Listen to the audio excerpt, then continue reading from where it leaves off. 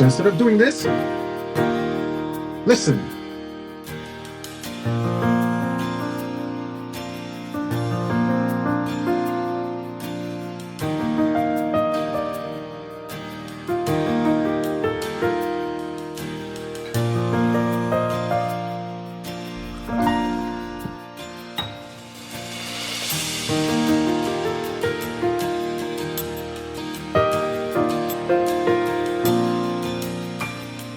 You see?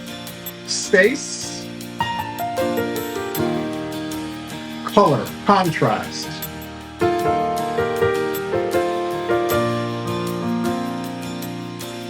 Today, in this tutorial, I want to talk to you guys about rhythms and the power of rhythm. Oftentimes we talk about this fancy chord and that fancy chord, and these passing chords and these reharmonization.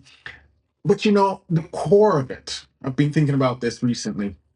The core of what we do, or what I do when I play, has nothing to do with passing chords and reharmonization. Yeah, I know those are sort of the hot topic and the spicy topics, and you guys always like to see the reharm. But in reality, there is something that's much more important for you to learn as a pianist. That has nothing to do with reharmonization and passing chords. And that's just simply the way you use rhythms. So in this tutorial today, it's going to be more improvisatory. It's going to be more like a masterclass of me demonstrating just how to go about thinking about using your rhythms, especially when you're playing in a band or with a backing track. There's a lot of opportunities for you to create just gold with your music without ever having to think about these, passing chords and those fancy things. All right, so stick around. That's what we're going to talk about today. Now, one of the biggest mistakes beginners or even intermediates fall for is constantly playing on the beat. Now, I can understand as a beginner where you have limited chordal knowledge and limited rhythmic knowledge, you'll do that, which is fine. But after a while, once you get comfortable playing on the beat, you want to challenge yourself to play off the beat. Now, think of the beat as this: 1, 2, 3, 4. 1, 2, 3, 4. Then we can begin to subdivide each beats into two. We call that eighth notes. 1 and 2 and 3 and 4 and. That means when you're playing, you have the option of playing on the beat or off the beat on that second eighth notes. 1 and. There's no rule that you always have to play your chords on the beat. You can play off the beat. So instead of 1, 2, 3, 4, 1, 2, you can do 1, 2, 3, 4, 1, and 2, 3, 4, or 1, and 2, 3, 4. And by just doing that little shift, it leads you into something just a little bit more creativity. So that's just playing around with two beats or a subdivision of a beat, 1 and. What happens now if we turn that into a triplet? Triplet, triplet, 1, 2. So 1, 2, 3, 4.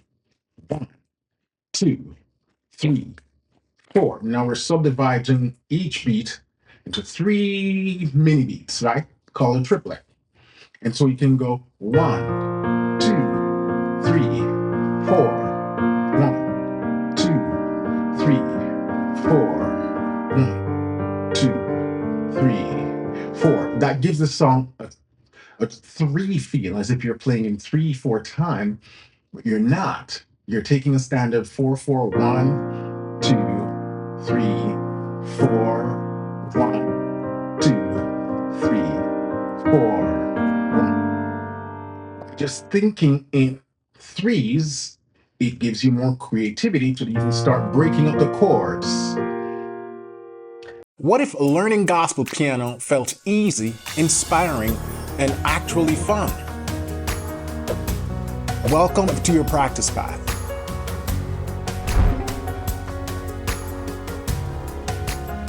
Your all-in-one piano learning ecosystem. Learn by ear, track your growth, and stay motivated with precision tools that show exactly where your time is going. No more second guessing what to practice, or when to move on.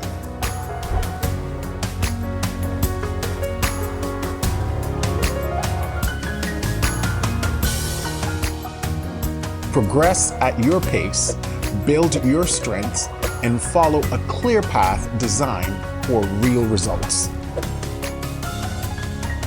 Join thousands of students around the world who are finally making real progress with gospel piano. Start your free trial today. This is the gospel piano journey you've been waiting for.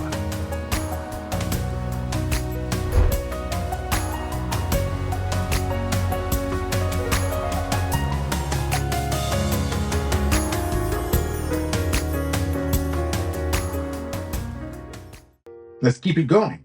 Now, what if we start to swing? Oftentimes we call this a swing, when you have two beats, but the first one is longer. So 1 and 2 and 3 and 4. This is what we typically use in jazz, even in traditional gospel, so we can go 1 and 2 and 3 and 4 and 1 and 2 and 3 and 4 and 1 and 2 and 3 and 4. So when you hear that traditional gospel vibe, that's the rhythmic variable we're predominantly using, right? And then you can subdivide smaller and smaller. But then we also can go into bigger note values where we start to tie things off. Now it's easier to hear this in the context of sort of a band going. So I got this track right here, pull up Gracefully Broken by Tasha Cobbs.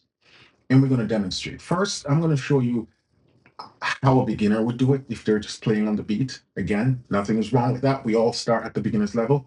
And then I'm going to gradually introduce different rhythmic characteristics, or how I start to introduce syncopation above, beyond just playing on the beat, especially when you have a band, we got a guitarist, other instrumentalist, organist.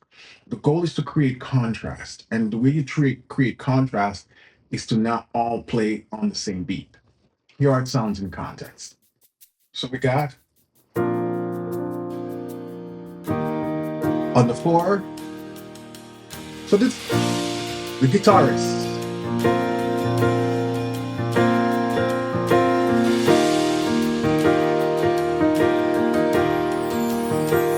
Right?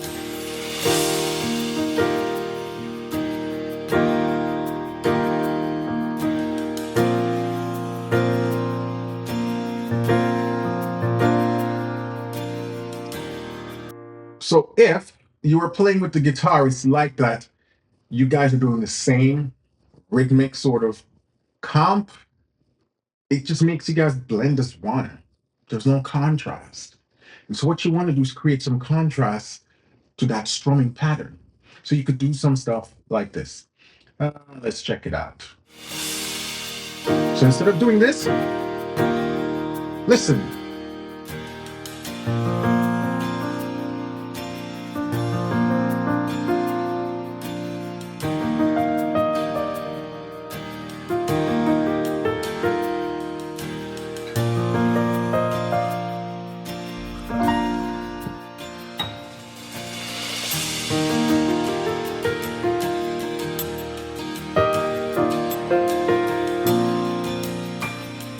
You see? Space, color, contrast.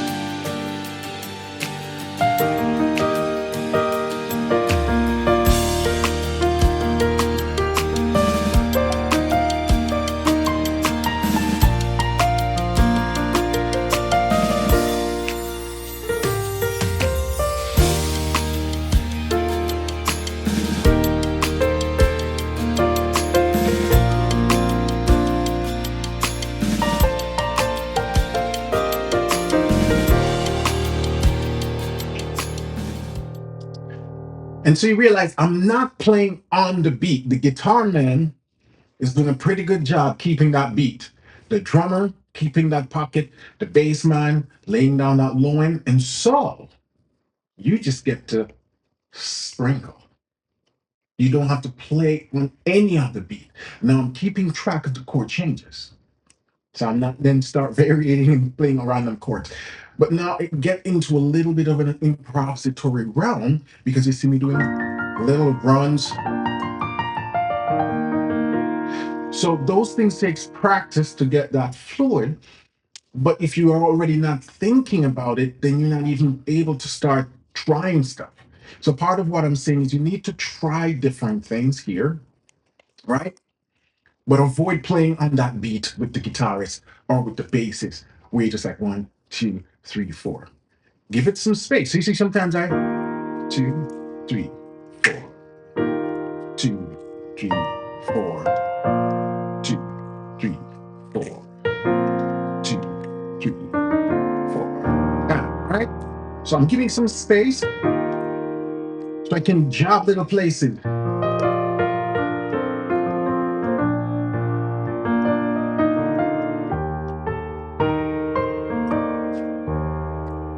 3, 4, 2, 3, 4, 2, 3, and you know what I'm saying? And so you start playing around. And it's great to do stuff like this with a backing track. And by the way, if you want a snippet of this backing track, so you can start practicing some of the stuff you see me doing today, I'm going to make that available for download below, right? You can download this backing track and start working with it. All right, let's try again. I'm going to play again, give you some ideas. I'm going to play on the beat and then I'm going to play off the beat. So you see the contrast, right? And see how I'm blending. Now, again, remember, this is an improvisatory style of playing. I'm literally making this up on the spot. But I'm able to do this with a level of confidence because I've been making stuff up on the spot for years. I practice making stuff up on the spot when I'm at home practicing, right? I don't just, this is not something you just wake up and start to do. You have to start allowing yourself to practice, which means you're going to make mistakes. You're going to miss a beat. You're going to forget a chord changes, right? Because you're thinking, you're playing around with the rhythms. But so let's try it again from the top right there. And so this is with the beat.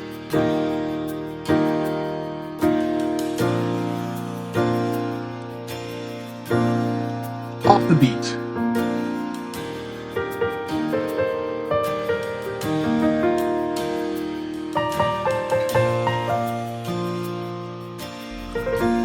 On the beat again. And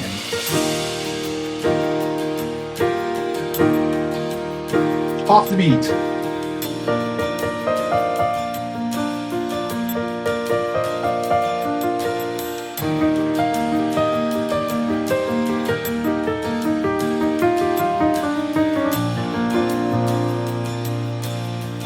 On the beat.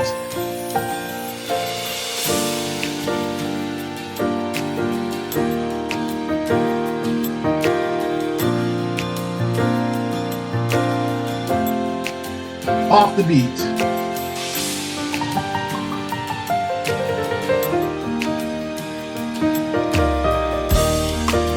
Off the beat.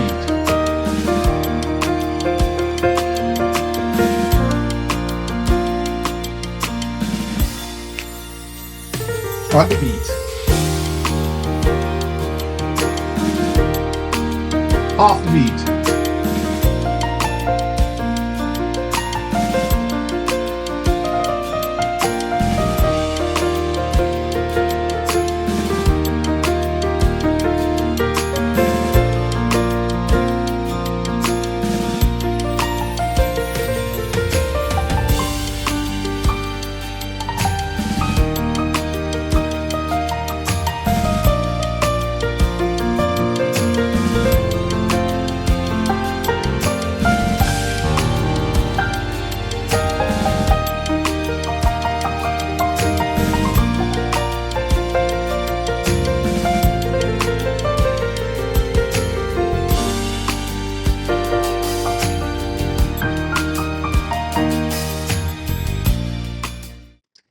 you see how I am relying on the guitarist, the bass, and the drum to be that core rhythmic figure. And I get to do it. Now, for tutorial purposes, it seems like I was just going on this never ending string of improvisation, which I was, for you to see how I'm able to avoid playing the same rhythm as the bass or the drums or the guitar. In reality, when I'm playing for a singer, sometimes I may lock in with the guitar with the same rhythm, but most of the time, my job is to create additional colors and lines. And this is something you can do with a backing track, without a backing track. Obviously, for newer folks or just learning the style, having that rhythm there to support you is easier. So you start with the backing track. But I can play like this even without the aid of a track or a metronome, right? So this is actually a powerful tool to use because regardless of all the tutorials you see me put out and all the fancy passing chords and stuff, 80% of my playing is this, what I just showed you. I haven't played any passing chord. I don't even think I played any extensions. It was just triads with just little movements and stuff, right? Nothing in terms of insanely fancy that requires chops or insane harmonic knowledge. Rhythm was my friend. And like I said, 80% of my playing is like this. I rely more on rhythmic creativity to spice up my song. And occasionally, where it allows, I'll slip in some passing chord. So this is what you should start focusing on. You want to add more spice to your playing, start thinking about how to use rhythms. And the rhythm well is a deep one. It has no bottom. There's so many things you can do, right? And I'm saying that to say that this is not something you're going to go try to learn verbatim and exact the rhythm because that's just going to take too long. And that's not creativity, right? You have to start just trying a bunch of stuff, see what sticks, see what sounds good. This is one of those things where I can't hold your hand through the process because there's too many variations. And if you try to lock yourself into trying to play specific rhythm the same way all the time, that's what leads to actually more mistake. You just have to allow yourself to play little things in the moment that feel good. Allow yourself to live in that improvisatory world. Allow yourself to make mistakes. That's fine. All right. So that's what I have for you guys today in this tutorial and how you can use Rhythm. If you're new to the channel and you haven't done so yet, be sure to give us a like, subscribe, and share this video with somebody that you think will find it helpful. Also leave a comment down below so I know what you think about this tutorial and what you'd like to see me cover next. And lastly, if you want to take your gospel piano playing to the next level, I highly recommend you check out a piano lesson with Warren.com. It's my private membership program where I have a step-by-step curriculum designed to take you from beginner to advanced with dozens and dozens and hundreds of video tutorials and song breakdowns, MIDI files, downloadables, backing track, plus an online community of folks, hundreds of folks from all over the world. So we make a lot of progress over there. And if this is something that interests you, take the guessing game out of learning gospel piano by ear, I would highly recommend you check it out. We're currently running a free trial, 7 days. You can check out the program. You can even download stuff. And at the end of that 7 days, if it's not right for you, you can cancel or request a cancellation. No problem at all, right? Because you want to make sure that the program's right for folks who wants to be in the program. But I'm confident that if you like my content here on YouTube, then you will also like the content in the program because it's a lot more designed and a lot more structured than the stuff over here at YouTube. All right. So until then, have a blessed week, and I look forward to connecting with you soon, either in the comments or on one of these other social platform apps. Take care.